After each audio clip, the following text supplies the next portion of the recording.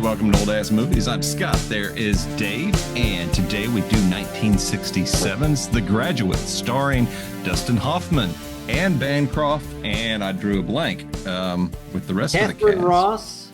Yes. Catherine Ross. William Daniels, who was also the voice for Kit. Yes.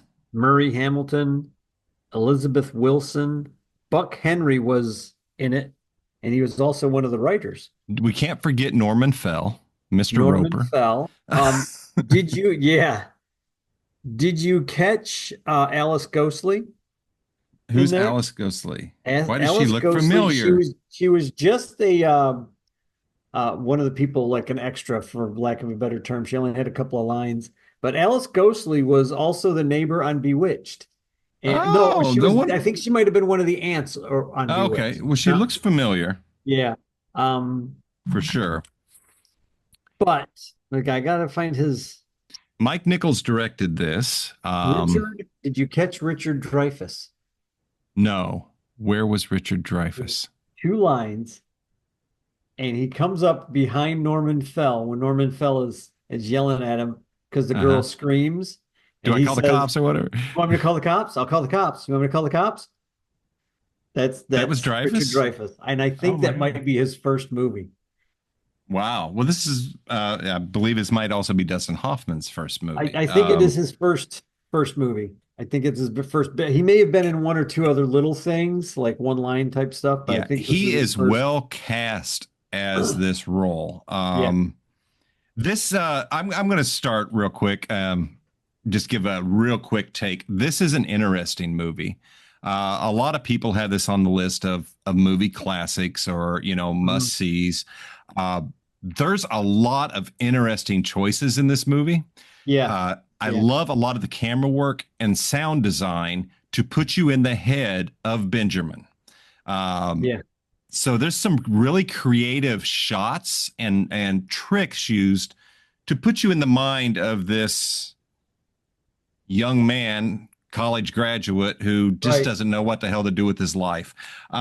This movie to me it comes across, I was like, what is it about this? Why can't, because it's not a normal movie. I don't know how else to say it. This is not a normal film. Do you understand what I'm saying? It's not. And I think a lot of that has to do with Mike Nichols, but it also has to do with Buck Henry. Evidently, they went through a bunch of different writers trying to get this book into a movie. And Buck Henry finally figured out how to do it. And they either gave somebody a credit or somebody came in and like added a little bit to the Buck Henry story. I don't remember which. But Buck Henry is the one who got it together. And his sensibility and his sense of humor is what I think you see ultimately. Mm-hmm.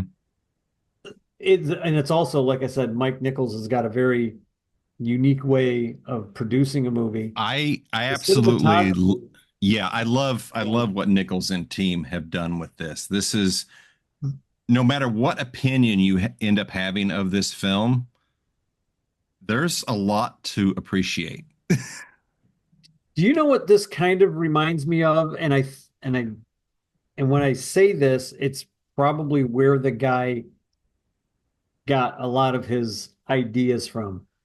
Remember Napoleon Dynamite? Yeah. And other movies like Napoleon Dynamite? Dude. That's this movie. That's this movie before any of those movies. But this movie has more going on than I think Napoleon Dynamite. It does. And it has more going on. The words I was going to say was, this is like a slice of life film. This is Here's a chunk of this man's life. He's unremarkable. He's like a track star. But his parents are overbearing. But I'm sure most parents were that way, trying to push.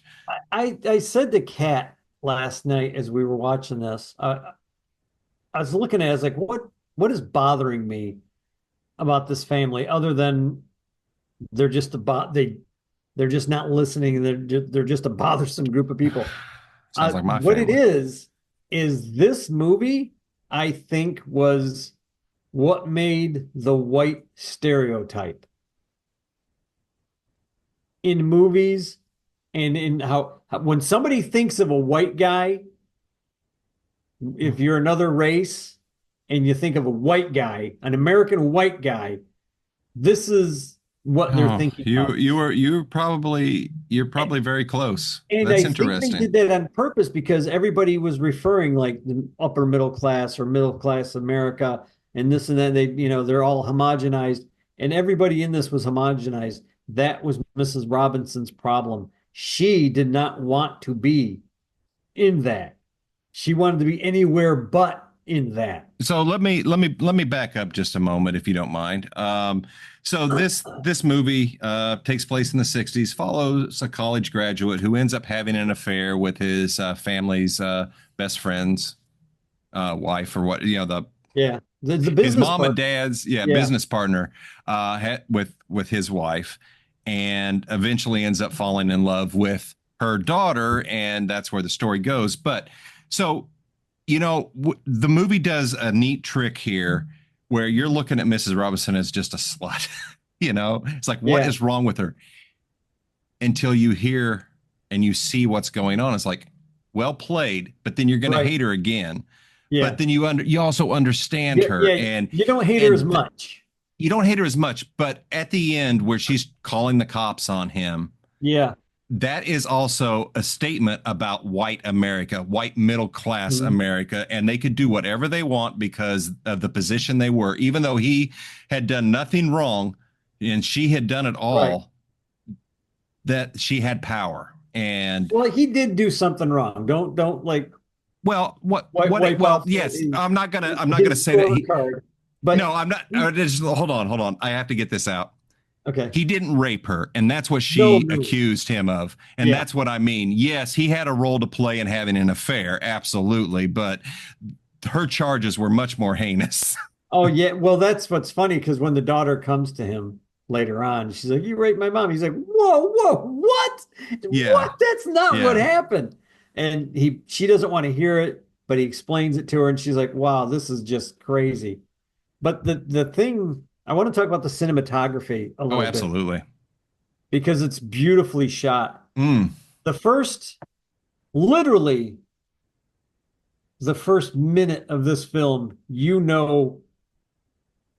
in the headspace of Dustin Hoffman's character. yes. He's on the plane, he's by himself. I think he's got earplugs in, listening to whatever is on the radio for the plane. And it's a close-up shot of his face. And then the camera just pulls back and pulls down the aisle. And it's basically showing him alone. He's on a plane with people, but he's alone. Then later on, he's landed, he's got his luggage, he's going, and he's on one of those little conveyor belt things, standing there. And the camera's following him down, and nobody else. I don't think anybody else is in this shot. This opening sequence lasts for Hmm. about 2 or 3 minutes. And you're It's a not bored. long, yeah, but you're looking at him and you're like, this, I mean, it sets up everything. And It if you're does. not paying attention, if you're not a movie file and you're not like somebody who's looking at cinematography and why did they choose this shot, you'll miss it. You'll be like, Jesus, this is boring. What the hell? And you'll get up and go get, a donut or whatever. But if you are a cinemaphile, if you are somebody who really likes the cinematography and the sound design is another world entirely. This movie breaks so many rules, and in breaking the rules, it's actually creating new ones, which, like I said, about Napoleon Dynamite. Hmm. And there's another group of movies that I can't think of the director's name, but they're like that Napoleon Dynamite feel. Like it's the one about the nuclear bombs, just came out on Amazon or Hulu a few years ago. Oh, I don't Um, know. where they're like it's the 60s and they're living on a bomb base or something. No, I'm not familiar, but Can't think of it's just like a stupid movie. It's just like yeah. and it's the guy's normal take. And for the And life of me, that's that's something I appreciate, and that's something like there is something to appreciate with this movie. This when you said Napoleon Dynamite, it's like yes, those are offbeat movies. This is Yeah. a quirky, weird movie. This is a mix of fantasy, fairy tale. You Mhm. really got to suspend some belief in some of this. Yeah. You know, it's because just this things were not going to go the way they do, but Yeah. they're telling a story. They're Yeah. making a Yeah. movie. It's I it's entertaining. The thing that got me about the affair, now I want to talk story-wise Yes. about the Let's talk affair, story. and it still kept setting everything up, was Mrs. Robinson, even though she's having an affair with a much younger guy, because she's known him since he was born. I know that's I like mean, this it's weird. I mean, but anyway, Mrs. Robinson was hot. I mean, it was Anne Bancroft, which she was only 6 years older than him yeah. in real life, which I thought that wow, well played, Yeah, they did a Anne good Bancroft job played the making older her look woman much well. older. Um, but while they're having making love or in their midst of making love, it's just there's no emotion on her. There's no emotion on him. And at some point, I remember looking over at Ken going, neither one of these people are having fun. Why would you even bother having the affair? I know. You know, like that doesn't make sense. Like, just don't do it if you're that bored with it. But then later on, he starts wanting to have a conversation. He's like, well, let's talk about something. Yeah. We never talk. And she doesn't want to talk. He's like, well, let's No. talk. And that's when She you did. start finding out the chinks in her armor and Hmm. why she got married and how she got married and what she gave up to get married. And I'm sitting there thinking, That was the telling lady, one. you should have just went back to college. And I guess Amen. women back in the But 60s and 70s didn't. they But couldn't. man, it's like, that's you do see the chinks in her armor, and you're like, Hmm. you just explained a whole lot in about a 3 or 4 minute Yeah. conversation. It's Yeah. amazing. The writing in this, Buck Henry's, and there are other writers accredited for this. Let me get, and I think one of them is the writer of the book. Calder Willingham, I think, is the writer of the book. Buck Henry and Charles Webb are also accredited. It's it's really into people's psyche. His dad's psyche. He's in the room and his dad is telling him, "Come out, I got you this gift. You guys are gonna love it." He's like, "Dad, can we talk?" And the dad's Nope. just ignoring him, man. Just totally ignoring him. It's crazy. And I, that is the one of the first bits of sound design that got my attention is yeah, when it shifted to Dustin Hoffman's point of view and it went silent because he had a wetsuit on and goggles and right. you could just see everybody mouthing and you could Through, almost hear his heartbeat. You could tell he was stressed the fuck yeah, out on through the this goggle, through and he the just oh, yeah all through that and this was brilliant. This was a cool way yeah, and they do this a couple times. There's another scene yeah, where they he's in do. the hallway with Anne Bancroft and something is said that's really like oh shit an oh shit Yeah, moment and they do that pulled focus like from Jaws that shoots the yes, camera back yes, or yeah. Hitchcock and it's like oh what was and it makes you queasy and that's how he's feeling and it's like there's a lot of tricks in here and it's brilliant. When he's running, they specifically point this out on some of the stuff that I was reading. When he's running to get to the final destination, the marriage, Mm-hmm. his girlfriend's getting married. The camera is deliberately pulled back. It's like close up on him. They're far away and they're doing a shot close up on him, and he's running like towards the camera, and they're basically pulling back on the camera also at the same time. So you focused in on him, and then you're pulling back, and it's all about isolation. It's all about Mm-hmm. how he's feeling, like nobody's around, nobody can It's help me. It's there's a lot of smart choices in here. I mean, there really like you is. said, the sound design is fantastic. Yeah. What there's one funny thing because he is so young. I think he's like 20, gonna be Yeah. 21, Yeah. sitting at the bar. He's waiting for Anne Bancroft. And he keeps trying to get a drink, and all the waiters are just walking by, just walking by. And Anne Bancroft finally shows up, and he's talking to her, and he's like trying to get a. Oh, they must not have seen me. And she just turns around, waiter, dry martini or whatever she orders. And the Mm. guy's like, yes, ma'am. It's just the difference in that little bit of age gap, well, a lot of age gap for the movies, Yeah, say, for the movie it was, yeah. is just so telling. She is a woman of the world. She's lived a life. God only knows how many affairs she's had on her husband. Who knows? Who could count? Yeah, Or maybe and this is the first one and she didn't know how to handle it. I don't know. But yeah, it's and that when you, like I said, I do have sympathy for her. yeah, That they you wind did a up good having a lot job of with that. sympathy for her character and for the Yeah. husband especially. Yeah. I mean, Yeah. yeah, he is kind of a jerk, but he's not meaning to be a jerk. None of Yeah, these we people are don't know meaning enough to of be. their story to know his Yeah, side, to be honest. So, I like when one of the most popular lines in cinema history. Is this the first time you saw this movie? mm-mm. No? Okay. No, no, this is at least What the do you second. think is one of the most popular lines? Well, it is For the you? most bizarre thing about plastics. Yep, that's it. The So the I gotta actor, tell you something real quick. I was reading some trivia on this movie and uh, saw that. And as I read that, I'm reading this trivia while I'm watching the movie. That line just came on the screen the exact same time I was reading. It's like, okay, yeah. and And then now you bring it up. they said after this movie was released, the plastics industry started going through the roof. That's And the funny. guy, I guess the actor who said it was talking to one of his grandkids one time and said, "Had I known what that one line was going to do to the plastics industry, I would have invested heavily in Absolutely. plastics." Absolutely. And I laughed. That, and it's one word. I got one word for you: plastics. That's it. It That's like comes the out of biggest.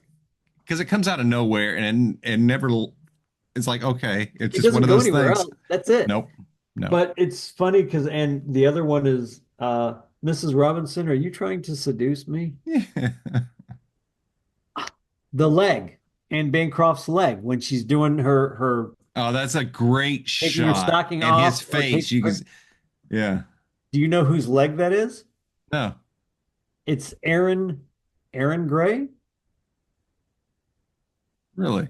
Um, shit. The woman Buck from Rogers? no. Maybe not. I don't have the right name. I'm sorry. It's not Aaron Okay. Gray. It is Gray. Her last name is Gray. But it is the lady from Dallas. Okay. It's J.R. Ewing's wife. I think I know who you're talking about. Well, that's interesting that they swapped or shot that with somebody else. I got it right here. Hold on. Linda Gray. I Linda got the Gray. Yes, person. yes. Yeah, I know. Linda Okay, Gray. wow. Yeah. That's her leg before she started getting like a lot of big acting jobs. Yeah. And I'm like, I just wondered why. And see, you'll never be able to ask Anne Bancroft or anybody these questions.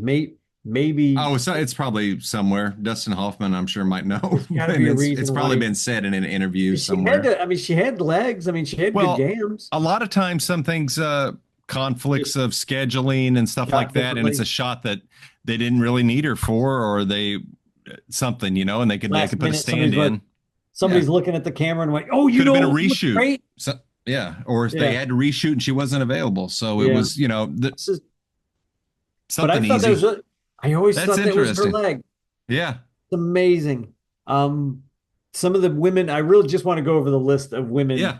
that were thought of for this role. And I think you're going to like some of these names that come out. Ingrid Bergman, Ah, yes. Claire Bloom, Angie Dickinson, Sophia Loren, Judy Garland. That That's interesting. that might have worked really well. Actually, Judy I think it Garland. would have. Rita Hayworth, Yeah. Susan Hayward, and Nook Amy. I don't know who that person is. I'm gonna have to look up her name. I think that's I think that's a French singer, if I remember correctly. Jennifer Jones, Deborah Carr. That would have worked really well too, I think. Eva Marie Saint, Rosalind Russell turned it down. I think no, it wasn't Rosalind Russell. Um, I don't see her name in here, but there was an actress that turned it down because she had had a stroke, Mm. and it would have been her first starring role after she had the stroke. and she was like uncomfortable with it. She was just like, I don't know if I could give you what you want to have. No, she was actually fine with after. I know what you're thinking. It's not funny. It's evil, and I fully agree with it.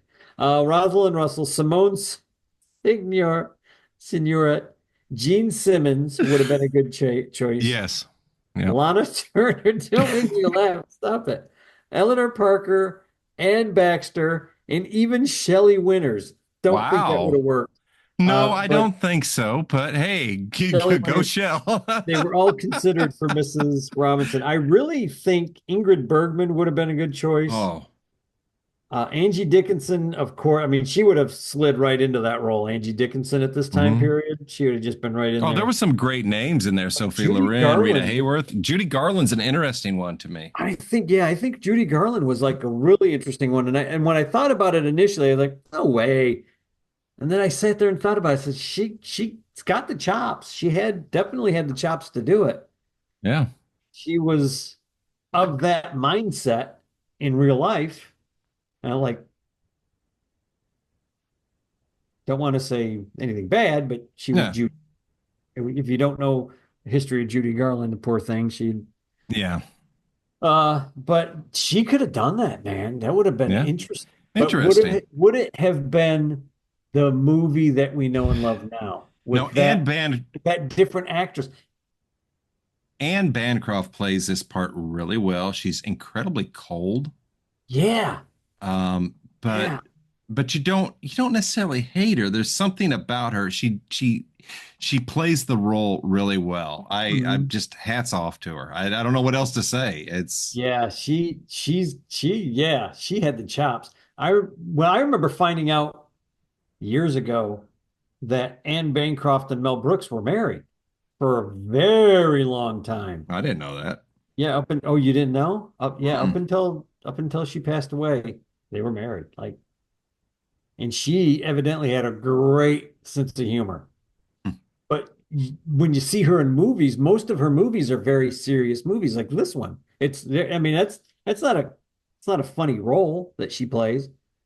So when I found No. that out, I was like, what the hell did they have in common? And then I remembered there was a movie that they did together called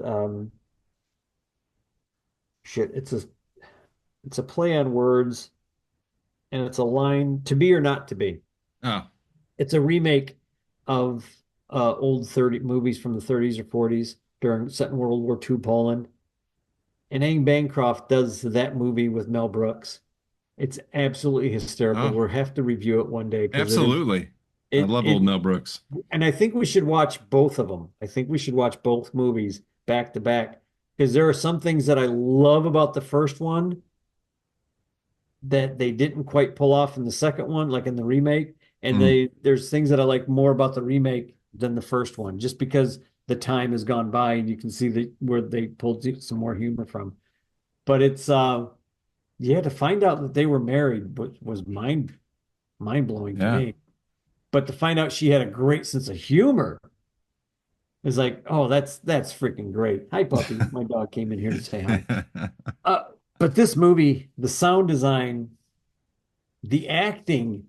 Let's just talk about the acting in this for 1 minute. I think it's Harry Dean Stanton is the guy in in the gas station, or is that somebody else that's in the gas station when he's asking directions? I'm not sure. I'm And not sure who the might have been. first thing I thought of was Wayne's World 2 when Wayne runs into the gas station and the guy comes up, whoa, let me think about that. He's like, excuse me, can we get a better actor in here? And they swap this two-bit actor out with Charlton Heston. It's it's but I can't help it because when I saw it, I just started laughing, thinking of That's that funny. scene, which is stupid, but it's funny. Uh, the actor, no, there's not one actor that did a bad job. There's not one actor that I could look at even in the smallest bits that I could look Yeah. at and go, maybe they should have recast this. Maybe they should have thought differently. Maybe they should have shot. There's no way to fix this Nobody movie. stood out, which is that's just it. I didn't see anything. It's like, oh God, that made me cringe, that Yeah, delivery. So that's a nothing good takes you thing. up. Yeah. And for most of the movie, what's funny, I was thinking about this today. Tell me if you think I'm right. For most of this movie, there's not a whole lot of dialogue. No, it's very music video-esque. Yeah, There's long scenes of music, which let's talk about it. The soundtrack, Simon and yeah, Garfunkel, good tunes throughout this, but it's so done good. in it feels like a music video a lot of times. So Right. it there's a lot of choices here, and I don't say that to say it's negative. It's No, if no, no. you're gonna take what you will out of it. I think there's some absolute brilliance in filmmaking watching this Yeah, movie. yeah. Story wise, I got issues, but you know, it is what it is. This thing is pretty interesting to look at, is all It's I'm also a saying. product. I would say that it's a product of its Absolutely. day, of its Yeah. time. Yeah, You absolutely. Kat was talking today or yesterday, I'm sorry.